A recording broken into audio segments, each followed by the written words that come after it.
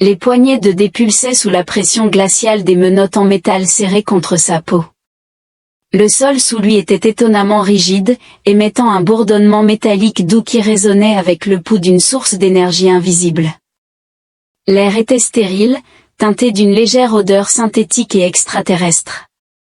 Ce n'était pas la suite de prisons luxueuses qu'il aurait pu imaginer s'il avait jamais été appréhendé par des extraterrestres, mais au moins l'hospitalité restait constante à travers la galaxie. Il murmura pour lui-même, étirant ses doigts pour maintenir la circulation. Évaluons les circonstances. Premièrement, je suis en vie. Deuxièmement, je suis contraint. Troisièmement, je suis seul dans une cellule glaciale sur un vaisseau spatial extraterrestre, où je suppose que le divertissement à bord consiste à être soumis à la torture pour obtenir des informations. Il expira bruyamment, son souffle créant une brume spectrale. Dans la lumière artificielle tamisée, un faible bourdonnement résonnait à travers les murs, semblable à celui du vaisseau lui-même en train d'inhaler, un rappel inconfortable de sa profonde désorientation. Ensuite, la porte s'ouvrit en glissant avec un doux sifflement. Dane se tendit, s'attendant à un adversaire extraterrestre redoutable brandissant une arme menaçante, peut-être capable de désintégrer les membres un par un. Au lieu de cela, il fut accueilli par elle. Elle entra prudemment, sa posture un mélange d'autorité et d'hésitation. Sa peau scintillait sous les lumières vives, un argent bleu irisé qui ondulait subtilement avec ses mouvements. Ses cheveux, si on pouvait les appeler ainsi, cascadaient en mèches lisses le long de son dos, se déplaçant comme des fils liquides. Ses grands yeux violets profonds, empreints d'une profondeur insondable, se fixèrent sur les siens. Dan s'attendait à avaler. Un regard d'autorité glaciale, un dévisagement empreint de la gravité d'un captif scrutant une espèce inférieure. Néanmoins, son visage transmettait quelque chose de tout à fait différent, une appréhension non pas semblable à celle d'un prédateur face à un adversaire armé, mais plutôt quelque chose de plus profond. Fondamental comme un lapin piégé par un renard invisible, un plongeur observant des ombres se déplacer sous eux dans les profondeurs, et elle ne le regardait pas. Son regard se dirigea au-delà de lui vers la porte fermée, comme si elle anticipait une intrusion imminente. Dé inclina la tête, ajustant subtilement son poignet restreint. « D'accord, déclara-t-il, rompant le silence. « Je suis curieux, pourquoi sembles-tu plus effrayé que moi ? J'avais l'impression que j'étais la seule à devoir ressentir une telle peur dans cette situation. » Elle recula à la voix de celui-ci, comme si elle venait à peine de reconnaître sa solitude. Ses lèvres se sont entr'ouvertes, et elle a prononcé des mots qui coulaient dans un rythme fluide mais inhabituel, sa voix incisive mais tremblante. Le traducteur, positionné juste derrière l'oreille de Dan, s'est mis à grésiller, peinant à interpréter sa langue extraterrestre. Pendant plusieurs secondes, il ne produisit que des sons incohérents. Puis, il articula, « C'est ici. » Dan cligna des yeux et répondit, « Pourriez-vous être un peu moins sinistre ?» Elle ne répondit pas, au lieu de cela, elle recula prudemment, ses yeux violets fixés sur la porte, incitant Dan à suivre son regard. Son corps ressentit brusquement le silence autour d'eux, le vaisseau résonnait quelques secondes auparavant, une vibration subtile continue sous sa peau, mais maintenant il y avait d'un calme, même le léger bourdonnement d'énergie à l'intérieur des murs avait diminué. Dan expira par les narines. Il est préoccupant que lorsque la femme extraterrestre intimidante montre des signes d'anxiété, je ressente instinctivement de l'appréhension aussi. Plutôt que de répondre à ses remarques, elle a détourné son attention vers lui, l'examinant comme si elle évaluait une décision. Ensuite, sans dire un mot, elle tendit la main et activa un panneau sur le mur. Dan recula alors que ses menottes se relâchaient avec un doux sifflement. Il plia les mains, massant ses poignets douloureux tout en la regardant avec étonnement. « C'est tout ?» demanda-t-il. « Pas de négociation élaborée, pas d'échange de travail forcé ou juste une simple libération ?» Elle saisit son bras, non pas douloureusement, mais avec une fermeté suffisante pour transmettre son intention. Elle ne le libérait pas par compassion, plutôt, elle le faisait parce que ce qu'elle redoutait était plus redoutable que le risque de libérer un captif humain. DN expira profondément, se frottant le visage de la main. Fantastique. J'apprécie d'être le petit problème pendant une catastrophe. Le vaisseau trembla, un gémissement profond et lointain résonnant à travers la structure. Alix ne comprenait pas pourquoi il percevait soudainement cela comme son nom, mais cela lui semblait approprié. Elle murmura quelque chose d'inaudible, échappant aux capacités du traducteur. DN avança, en massant ses poignets douloureux. Quelle est la stratégie ici? Fuyons-nous, nous cachons-nous, ou négocions-nous avec un? Elle lui lança un regard perçant. La négociation n'est pas une option. Dan grimaça, exprimant son inconfort. En observant simplement, le sol sous eux résonnait d'une pulsation rythmique subtile, rappelant quelque chose qui traversait non pas marchait, mais avançait. Dan exhala, en remarquant, avant que nous soyons dévorés, je dois affirmer que cela figure parmi les 5 pires rendez-vous que j'ai jamais connus. Alix resta silencieuse, soit elle ne comprenait pas son humour, soit la situation imminente rendait les blagues inutiles. La porte devant eux tremblait, envoyant un frisson dans le dos de Dan. Les lumières scintillèrent, incitant Alix à reculer d'un pas, tandis que DN avançait. Eh bien, ce n'est jamais un bon signe, remarqua-t-il. Un bruit de cliquetis faible et humide résonna de l'autre côté de la porte, les lumières clignotèrent à nouveau, et la porte commença à bouger. Malgré les chaînes qui la retenaient, la femme extraterrestre semblait effrayée. La porte s'ouvrit lentement. Le sifflement hésitant d'un système réticent à fonctionner éclairait le couloir. La lumière vacillante formait des ombres allongées qui tourbillonnaient de manière troublante sur les murs.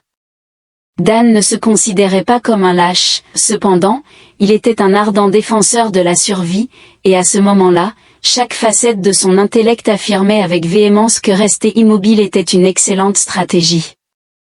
Néanmoins, Alix avait d'autres intentions. Dès que l'écart dans la porte s'élargit suffisamment, elle saisit le poignet de Dan et le tira en avant avec une force inattendue. Il trébucha, peinant à garder le rythme alors qu'elle se précipitait dans le couloir faiblement éclairé. « D'accord, je comprends, siffla Théil, péril urgent, mais peut-être devrions-nous convenir d'un mot de passe avant que tu ne me déboîtes le bras. » Alix l'ignora. Ses yeux violets lumineux scrutaient le couloir avec une intensité qui augmentait sa propre anxiété. DN déglutit bruyamment et jeta un coup d'œil derrière lui, le regrettant instantanément.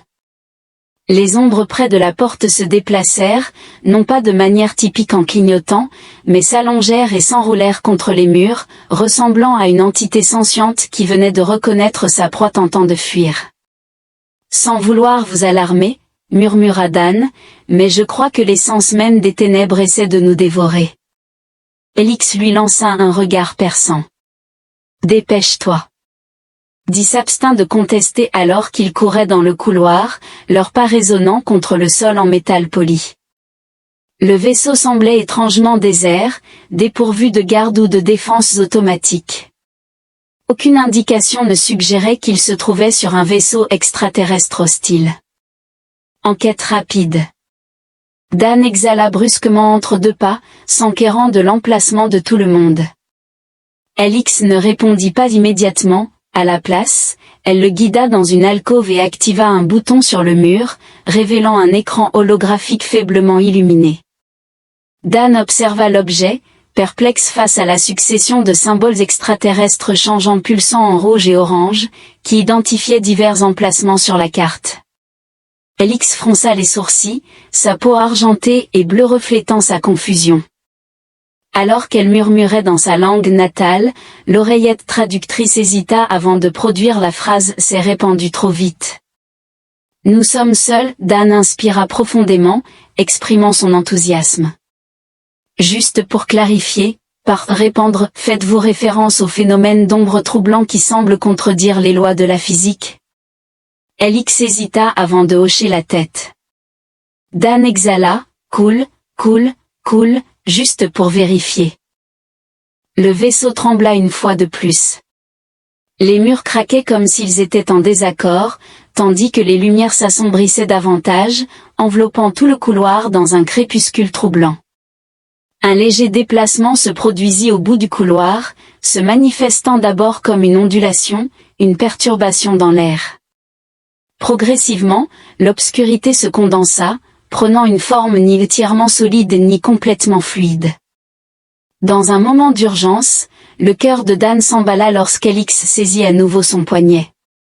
Sans hésitation, Dan sprinta dans un autre couloir, le vaisseau craquant sous une pression invisible. Les ombres se tordaient le long des murs, accélérant comme si elles s'adaptaient à leurs mouvements. Je ne critique pas ta stratégie d'évasion, halta Dan, mais avons-nous une destination précise, ou courons-nous simplement pour le plaisir de courir?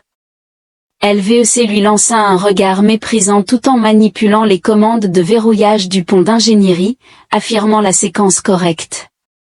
DNE a reconnu que c'est logique, cependant, avons-nous simplement envisagé? Il fit un geste ambigu derrière eux, paniqué et se rendant. Le vaisseau spatial se mit à trembler soudainement, les propulsant tous les deux contre le mur le plus proche.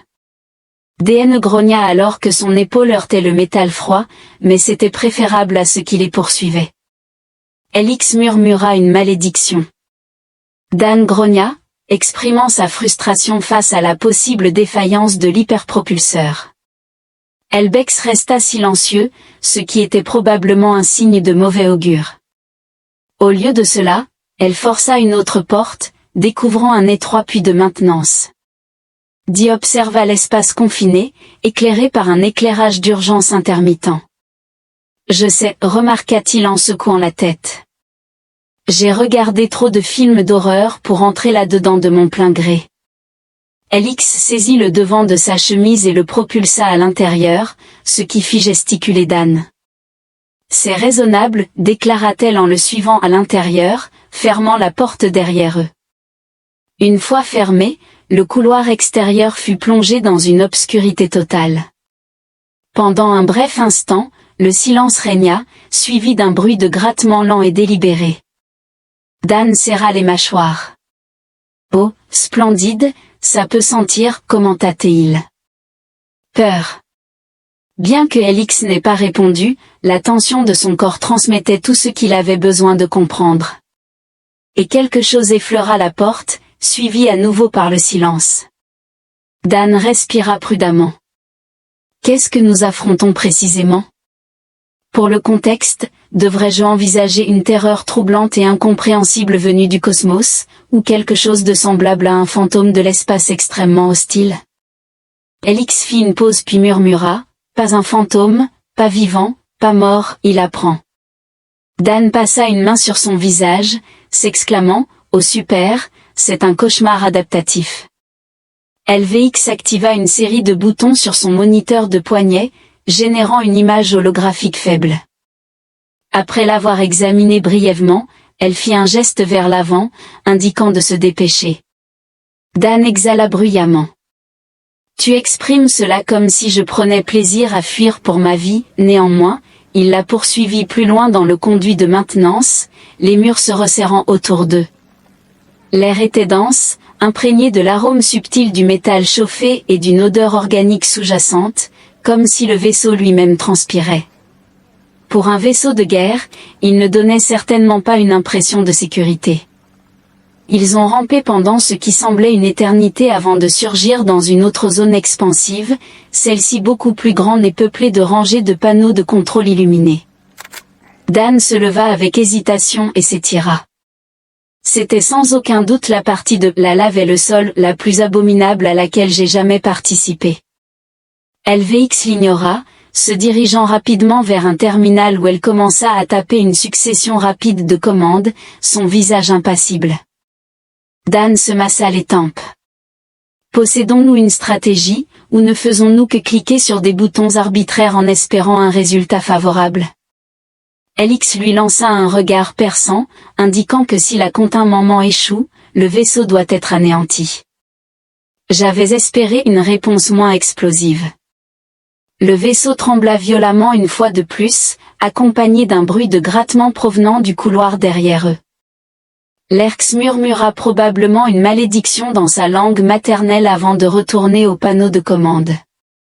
Dan exhala, déclarant « Je retire toutes mes plaintes précédentes, pressons effectivement le grand bouton rouge pour faire exploser le vaisseau. » Helix tapa avec une urgence accrue alors que les ombres avançaient, et le cauchemar qui les poursuivait gagnait en compréhension. Les chaînes me contraignaient, pourtant la femme extraterrestre montrait de la peur. Dan avait atteint sa limite, il existe une limite à ce qu'un humain né sur Terre peut supporter avant que l'esprit ne choisisse de se déconnecter. Néanmoins, il se retrouvait au milieu d'un pont d'ingénierie extraterrestre, observant un véritable cauchemar se rapprocher tandis que Helix saisissait frénétiquement des commandes sur un panneau de contrôle. Soit prêt à les sauver, soit, étant donné sa fortune, à déclencher la séquence de destruction automatique 5 minutes de retard, pour clarifier, murmura Dan en marchant légèrement, surveillant le quartier. Nous sommes confrontés à un monstre d'ombre insatiable qui s'adapte en fonction de ses victimes et qui a visiblement un penchant pour dévorer des vaisseaux spatiaux entiers. Notre stratégie la plus viable est de verrouiller les portes et de faire confiance à ce qu'il respecte notre vie privée. Helix ne leva même pas les yeux alors que ses doigts se déplaçaient habilement sur le renforcement en plasma du champ de confinement de l'interface lumineuse. La barrière de déstabilisation quantique suscita un sourcil levé, une série de terminologies incompréhensibles. Cependant, feindre la compréhension était nécessaire. Le vaisseau se convulsa violemment, comme s'il avait entendu et pris offense à ses remarques, tandis que les lumières au plafond clignotaient à nouveau. Chaque pulsation des ténèbres durait un peu plus longtemps que la précédente, suivie du bruit d'un grattement lent et délibéré contre le métal. Dane, tu sais que j'ai regardé de nombreux films d'horreur, et typiquement, c'est à ce moment-là que le fou dans le récit dit « Qu'est-ce que c'était ?» et se fait immédiatement dévorer. Par conséquent, je vais affirmer par avance, je vous l'avais bien dit. Helix expira brusquement, restant concentré sur sa tâche. La communication humaine est excessive, remarqua Dan en croisant les bras. En effet, la verbalisation sert actuellement de mécanisme de défense pour moi, j'emploie un sarcasme avancé comme stratégie d'adaptation face à notre péril imminent. Le bruit de grattage s'intensifia. Dan observait furtivement le couloir, où les ombres oscillaient et ondulaient de manière improbable. Il aurait juré avoir discerné la silhouette d'une forme irrégulière, caractérisée par des angles excessifs et des arêtes insuffisantes, comme si son esprit peinait à comprendre pleinement sa nature. Comme si la réalité elle-même répudiait l'entité qui résidait au-delà de la faible illumination, DN murmura en se passant une main dans les cheveux, combien de temps avant que ce champ de confinement sophistiqué ne s'active? Helix hésita avant de répondre, ce qui n'était pas rassurant, minutes. Dan grogna, fantastique. Des minutes. Ce n'est pas comme si c'était une question de vie ou de mort ou quoi que ce soit. LVEC lui jeta un coup d'œil, son expression impassible. Combat humain. Dan cligna des yeux. Définissez « combat », car si vous faites référence à un affrontement au corps à corps avec une monstruosité défiant les lois de la physique venue d'au-delà des étoiles, alors ma réponse est sans équivoque négative. Helix murmura une phrase inaudible, probablement une malédiction, avant d'ouvrir violemment un conteneur de stockage et de lui lancer un objet. Il l'attrapa instinctivement, c'était une arme. L'extraterrestre élancé, résonnant d'une énergie qui faisait vibrer l'air environnant, arborait un design étrange, mais son objectif était indéniable. Dan fronça les sourcils, exprimant sa déception, il avait anticipé un paquet de collations d'urgence, mais c'était indéniablement un fusil spatial. L'Irex ignora sa critique et activa un autre panneau sur le mur, provoquant l'apparition d'une nouvelle séquence de symboles lumineux, pulsant en harmonie avec le battement de cœur du vaisseau, comme une exhalation rythmique. Je suis curieux, quelle est la fonction de ce bouton en ce qui concerne la dispersion? Le phare dirigé vers la droite, indiquant que Helix lui lança un regard, détournant l'attention. DN la regarda, puis le panneau, et de nouveau elle. Attendez, attendez. Affirmez-vous que cette entité, ce monstre, a tenté activement de tuer? Nous allons être guidés de la manière la plus théâtrale, comme un chat poursuivant un pointeur laser. Alix fronça légèrement les sourcils tandis que Dan passait une main sur son visage. D'accord, je retire tout ce que j'ai dit de négatif sur la logique de la science-fiction. Je l'adore, procédons. Alix appuya sur la commande, et instantanément, une impulsion basse fréquence ondula à travers la pièce. Ce n'était pas fort en soi, plutôt, cela se manifestait comme une vibration à la périphérie de la perception, créant une pression contre le crâne qui faisait réagir Dan instinctivement. L'impact sur les ombres fut instantané. Le mouvement dans le couloir a arrêté l'oscillation. L'obscurité s'est arrêtée avant de reculer, comme si elle avait été convoquée par une force invisible. Dan exhala, exprimant son étonnement face à l'efficacité de l'action. Alix resta silencieux, déjà en mouvement, pressant, « Nous devons avancer maintenant. » Dee la poursuivait alors qu'il courait dans le couloir désormais vide. Il pouvait encore sentir l'atmosphère troublante, mais pour le moment, la menace immédiate semblait reculer. D'accord, Altateil, petite question, que se passe-t-il s'il se rend compte que nous l'avons simplement trompé? Alix n'hésita pas. Alors nous mourrons. Dan expira profondément. Génial, j'adore l'optimisme. Ils arrivèrent à une autre cloison, et Alix activa rapidement le déverrouillage manuel. La porte glissa, révélant une pièce compacte remplie de consoles, d'indicateurs lumineux, surtout, d'une trappe de sortie qui semblait mener à un mécanisme d'évasion d'urgence. Dan inspira profondément, mettant ainsi en œuvre le plan A, confinement. Le plan B est en cours, avons-nous un plan C, ou improvisons-nous simplement à partir de ce moment? Alix dirigea son regard vers lui, ses yeux violets scintillant dans la lumière tamisée. Le plan C est la survie. Dan ajusta ses épaules, néanmoins, pour plus de clarté, j'inclus sans équivoque cela dans ma compilation des 10 impressions initiales les plus défavorables. Alix leva un sourcil, ce n'était pas la première impression.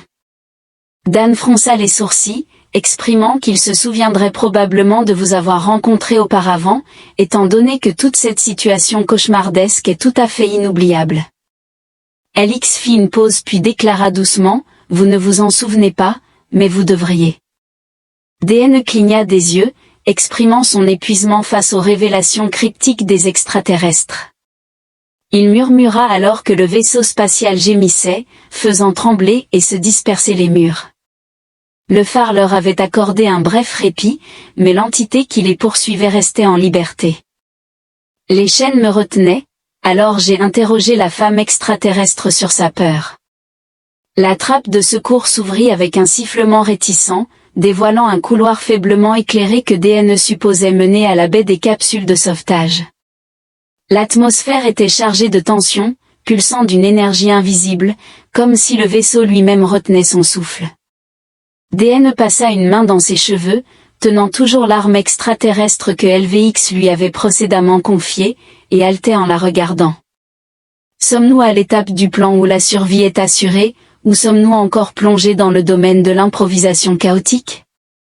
Alix ne répondit pas immédiatement, à la place, elle saisit une série de commandes dans son panneau de poignet, sa peau argentée bleue réfléchissant la faible lumière d'urgence. Sans établir de contact visuel, elle remarqua qu'il n'y avait jamais eu de plan. Dane laissa échapper un rire sec, reconnaissant, « Oui, j'ai déduit cela pendant notre fuite frénétique et en jouant au laser tag intergalactique avec un cauchemar indestructible. » Elle se tourna vers lui, ses yeux violets scintillant d'une émotion indéchiffrable.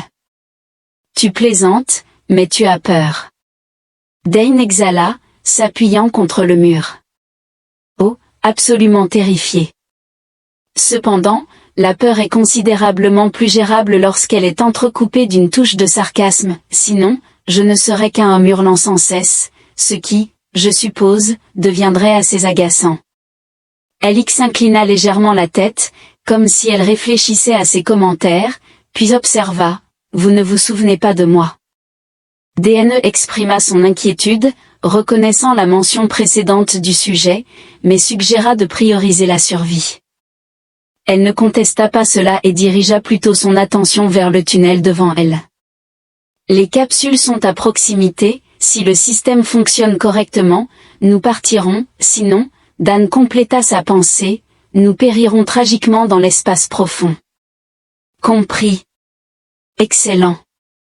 Lançons les dés, ils avancèrent rapidement, manœuvrant à travers le couloir faiblement éclairé, leurs pas à peine audibles sur le sol métallique. Dane ressentait la malveillance à bord du vaisseau, la présence résiduelle de l'entité qui les poursuivait.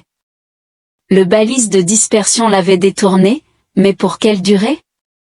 Elle s'arrêta brusquement, levant une main. Le cœur de DN se figea lorsqu'il murmura, elle fit un geste avec un doigt sur ses lèvres, indiquant la grille de ventilation au-dessus d'eux. Quelque chose bougeait à l'intérieur, Dan inspira doucement en saisissant l'arme. Je jure, si cet objet descend sur nous du toit comme une version cauchemardesque d'une conduite d'air. La grille émit un gémissement alors que Dan fermait les yeux, confirmant son soupçon. Elix le tira rapidement en arrière juste au moment où un objet se glissait hors de la ventilation. Quelque chose de sombre et amorphe se déplaça de manière menaçante, ce n'était ni solide ni liquide, défiant les paramètres de l'existence physique.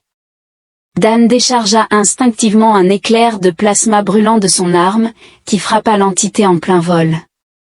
Il émit un son qui était incongru dans cette dimension, semblable à quelque chose déchiré à travers plusieurs réalités simultanément.